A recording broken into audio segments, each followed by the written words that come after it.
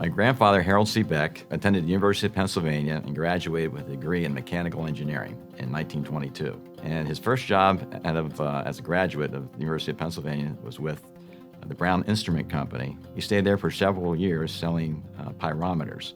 So he saw a lot of the problems there with controlling temperature. So he had some ideas developing about how can he develop a system to control the temperature in these industrial furnaces. So he left Brown Instrument in the late 1920s and moved back to the Philadelphia area and worked for Leeds and Northrop. The actuator with Leeds and Northrop existed, but he really was not satisfied with the design and the performance. And he was developing his ideas on how he could really handle the automatic control of furnaces in the steel and aluminum industry, how he could improve the control. So he quit his job in the Great Depression. So it was a risky move, but he quit and worked on his ideas for the electric actuator. A lot of the steel and aluminum manufacturers in Pittsburgh and Cleveland, Chicago, all used his product for many years. And there wasn't really anything on the market like it. And during the late 80s, the 1990s, we saw a transition in the domestic market where a lot of those industries were now facing global competition, which meant a lot of our customers were closing their facilities or reducing expenditures in their facilities.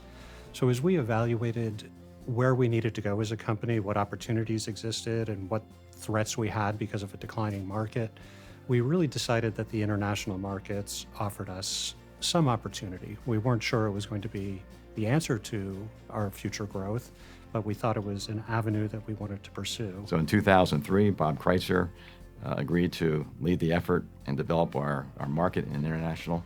And Bob started working with the World Trade Center in Philadelphia in 2003 with Dale Foote.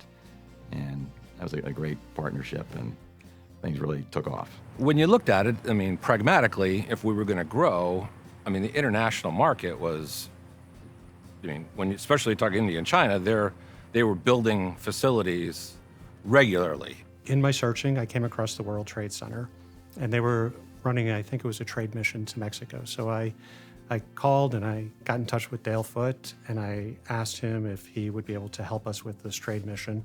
And he said, no, I was a little bit too late, but he put me in touch with the ATR, the representative of the World Trade Center in Mexico, and we did a customized plan to bring back to Mexico to meet various potential sales agents for our product. The World Trade Center has been a real boon to us to help us get over those, obstacles in foreign markets where we really need people that are employees rather than manufacturers' representatives. Everybody that we met through the World Trade Center contacts was a potential customer for us.